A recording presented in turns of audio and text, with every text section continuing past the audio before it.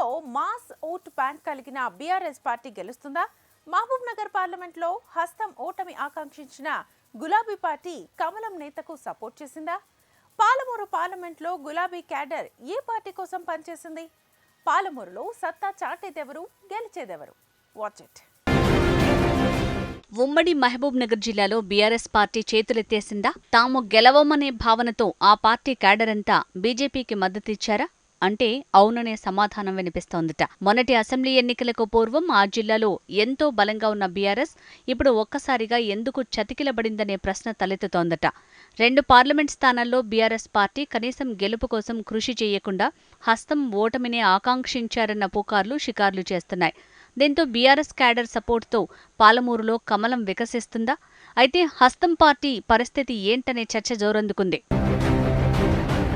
15 ఏళ్ల ఉద్యమ చరిత్ర కలిగిన పార్టీ, మరో 10 ఏళ్ల పాటు రాష్ట్రాన్ని పరిపాలించిన పార్టీ, అదే బీఆర్ఎస్ పార్టీ. ముఖ్యంగా ఉమ్మడి పాలమూరు జిల్లాలో 10 ఏళ్ల పాటు అధికారంలో ఉన్న బీఆర్ఎస్ పార్టీ తిరుగులేని ఆధిక్యాన్ని ప్రదర్శించింది. కానీ అసెంబ్లీ ఎన్నికల తర్వాత ఒక్కసారిగా బీఆర్ఎస్ పార్టీ పరిస్థితి తలకిందులైందట. ఉమ్మడి పాలమూరు జిల్లాలో అటు అసెంబ్లీ ఎన్నికల్లోనూ ఇటు పార్లమెంటు ఎన్నికల్లోనూ కనీసం పోటీ ఇవ్వకుండా 3వ స్థానానికి పడిపోయిందంటే ఆ పార్టీ దయనీయ స్థితి ఎలా ఉందో స్పష్టమవుతోంది. ఉమ్మడి పాలమూరు జిల్లాలో మొత్తం 14 అసెంబ్లీలుండగా అందులో కేవలం 2 స్థానాలను మాత్రమే బీఆర్ఎస్ కైవసం చేసుకుంది. దీంతో కనీసం పార్లమెంట్లోనైనా పార్టీ సత్తా చాటుదామని ఆశించిన గులాబీ బాస్కి మరోసారి భంగపాటు తప్పేలా లేదనే వాదన వినిపిస్తోంది. ఉమ్మడి పాలమూరు జిల్లాలోని 2 పార్లమెంట్ స్థానాల్లోనూ బీఆర్ఎస్ పార్టీ కనీసం పోటీ ఇవ్వలేదన్న టాక్ కొనసాగుతోంది.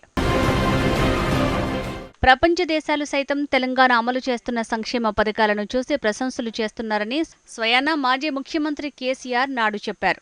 రైతు బంధు, దళిత బంధు, ఉచిత విద్యుత్, సాగునీరు, పింఛన్లు వంటివి దేశంలో ఎక్కడా లేని విధంగా సంక్షేమ పథకాలు అమలు చేశామని చెప్పుకొచ్చారు. ఇన్ని సంక్షేమ పథకాలు అమలు చేసిన ప్రజలు అసెంబ్లీలోనూ ఇటు పార్లమెంటు ఎన్నికల్లోనూ ఆదరించలేదన్న టాక్ పాలమూరు జిల్లాలో జోరుగా ప్రచారమవుతోంది. ఉమ్మడి మహబూబ్ నగర్ జిల్లాలో ఈ నెల 13న జరిగిన పార్లమెంటు ఎన్నికలను పరిశీలిస్తే ముఖ్యంగా 60 ఏళ్లు పరిపాలించిన కాంగ్రెస్ పార్టీ తర్వాత అంతటి మాస్ ఓట్లను ఆకర్షించిన పార్టీ బీఆర్ఎస్ పార్టీ. గ్రామీణ ప్రాంతాల్లో నేటికీ బీఆర్ఎస్ పార్టీ పట్ల మక్కువ తగ్గలేదనే చెప్పాలి. ఎస్సీ, ఎస్టీ, బీసీ, మైనారిటీలు, మధ్యతరగతి పేదలు బీఆర్ఎస్కు అండగా ఉంటూ వచ్చారు.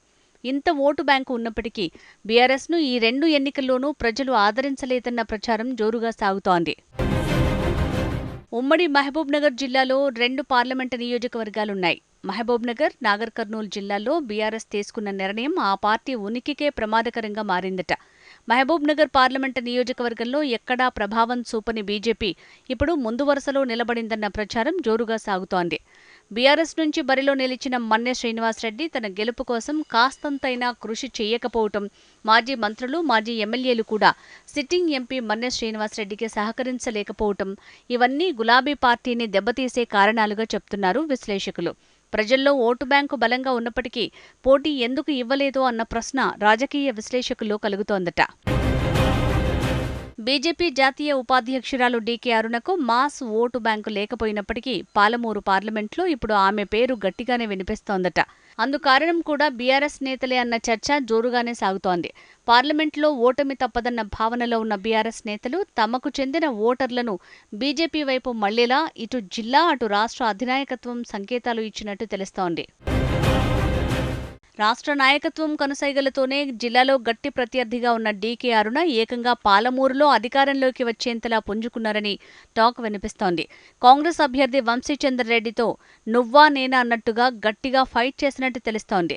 కాంగ్రెస్ నుంచి పోటీ చేసిన చల్లా వంశీచందర్ రెడ్డి ఆది నుంచి మొదటి వరుసలోనే ఉన్నప్పటికీ బీజేపీ, బీఆర్ఎస్ లోలోపల కలయిక వల్ల కాంగ్రెస్ తీవ్రంగా నష్టపోవాల్సి వస్తోందని కాంగ్రెస్ క్యాడర్లో గుబులు పట్టుకుందట.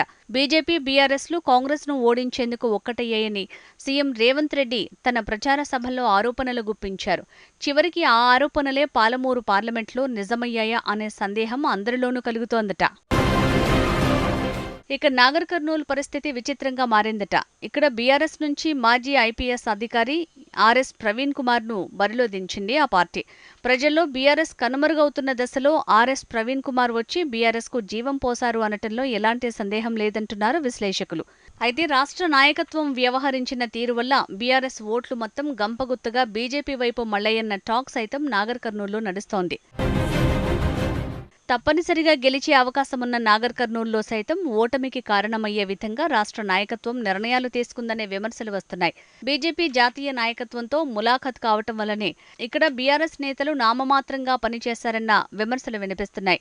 10 ఏళ్ల పాటు అట్టహాసంగా పరిపాలించిన బీఆర్ఎస్ పార్టీ పార్లమెంటు ఎన్నికల్లో కనీస పోటీ ఇవ్వలేదన్న పుకార్లకు ఆ పార్టీ నిర్ణయాలు, నేతల తీరే కారణమన్న వాదన కూడా వినిపిస్తోంది.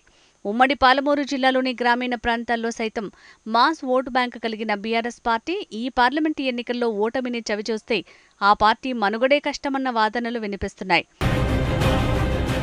మరి పాలమూరు జిల్లా బీఆర్ఎస్ పార్టీలో వచ్చిన మార్పు ఎవరికి కలిసొస్తుంది, ఎవరిని గెలిపిస్తుంది చూద్దాం.